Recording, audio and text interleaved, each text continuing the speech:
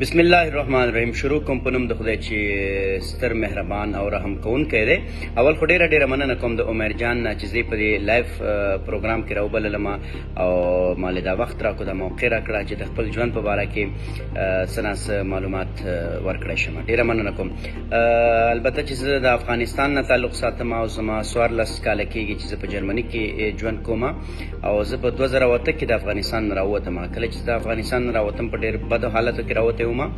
زه په ایلیګل لاره باندې راغلی وم، د ایجنټ په ترو باندې، لکه څنګه چې دا ټول راځي داسې به ووایو. دا ځان له زه نه وم. البته چې موږ ایجنټ چېرته لیدلی یم نو په لاره کې به دا کمیشن کارانو چې موږ به د یو نه بل ته سپارښتېدو.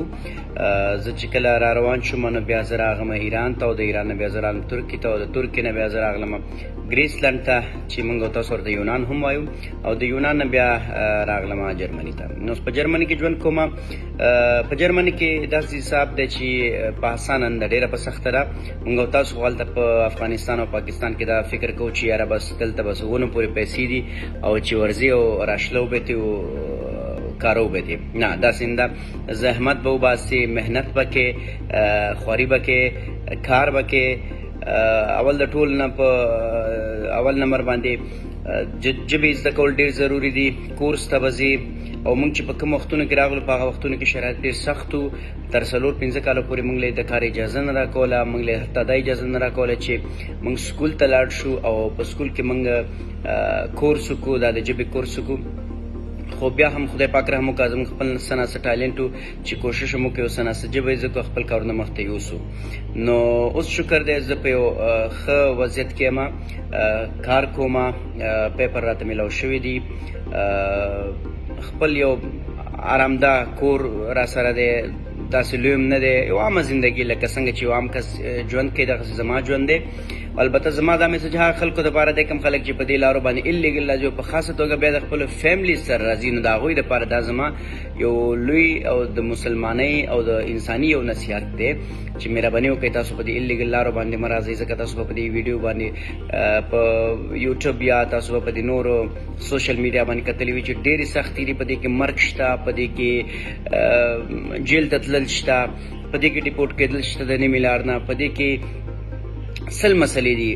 هلته خو ایجنټان دا خبره کوي چې تاسو موږ په پیجارو کې بوزو، تاسو موږ په ټرین کې بوزو، دا هیڅ هم نشته. کله چې تاسو را روان شئ نو تاسو په الله یقین وکړئ چې په دې کې ورځ پیادل مزل هم شته، په غرونو مزل هم شته، ځکه دا ایلیګل لارې دي که نه. سړی خو تا نشي په سړک دې بوځي، نو مجبوره دی چې تا په غرونو راولي، لکه څنګه چې زموږ او ستاسو بارډر دی د تورخم بارډر داسې به ووایم، دقسې بارډرې دي. نو تا په دې سیده لاره نشي بوتلی، ته به په دې غرونو باندې راولي.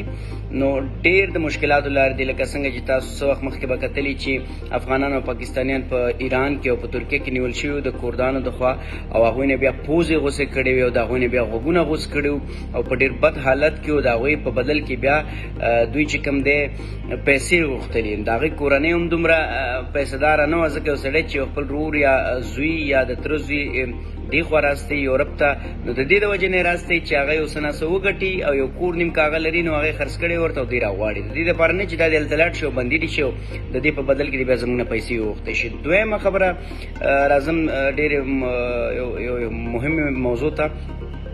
یورپ ډېر ښه ځای دی. که یو سړی غواړي چې خپل ژوند دلته سیټ کړي، خپل فیملیز دلته راولي په آینده کې، ډېر ښه ځای دی. خو دا دی چې د هغې لپاره سمه لار یې څنګه ده، لکه په لیګل طریقه باندې راشي، هلته خپل پاسپورټ جمع کړي، که د افغانستان نه که د پاکستان نه، کومې امبیسۍ چې دي، کومې ادارې چې دي، لکه فلحال په پاکستان اسلام آباد کې چې دا کومه اداره ده میګرنټ ریسیورس اسلام آباد، ډېره ښه اداره ده. ما ډېر پوزیټیو اورېدلي دي او ډېر پوزیټیو کسان مې هم تلي دي چې راغلي دي په دغه لیګل طریقو باندې.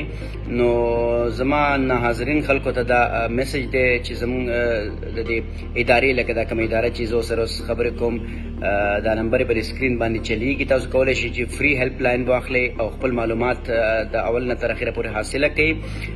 زموږ فری اډوایس دی. ډېره بخښنه غواړم زما په بعضو ټکو کې داسې د جرمني یو نیم ټکی راشي، نو د هغې لپاره معذرت خوایم. البته چې زه به خپل معلومات در کوم چې څه زما د ژوند په باره کې. نو تاسو کولی شئ چې په لیګل طریقو باندې راشئ. نو یورپ ډېر ښه ځای دی، خپله زندګي جوړه کوي، یا مثلا خپل فیملیز دلته راوسته غواړئ، ځکه فلحال په پاکستان افغانستان کې حالت ډېر خراب دي. نو تاسو کولی شئ چې په پاکستان اسلام آباد کې د میګرنټ ریسیورس ادارې ته ورشئ او د هغو سره تاسو رابطه وکړئ او په لیګل طریقو باندې مهرباني وکړئ. خپل ژوند، د خپلو بچو ژوند، د خپلو زنانو ژوند او د خپلو زنانو تور سرو عزت ستاسو په لاس کې دی د الله نه پس.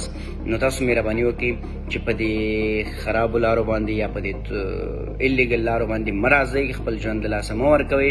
ګوره هغه موږ تاسو وایو چې مرګ په نیټه دی، ټیک د مرګ په نیټه دی، خو یو اجل دی، یو اجل مطلق دی. اجل دا دی چې لاس یا خپه یا غوږ یا پوزه چې غوسه شي، نو هغه په نیټه نه دی، هغه خدای پاک موږ تاسو له عقل راکړی دی. موږ تاسو په کار د هغې خپله مواظبت وکړو او د هغې په خپله لکه توجه وکړو، فکر پرې وکړو. نو زما دا میسج هغه خلکو دی ته دې څوک چې په الیګل لارو باندې راځي، مهرباني وکړئ په دې الیګل لارو باندې مه راځئ.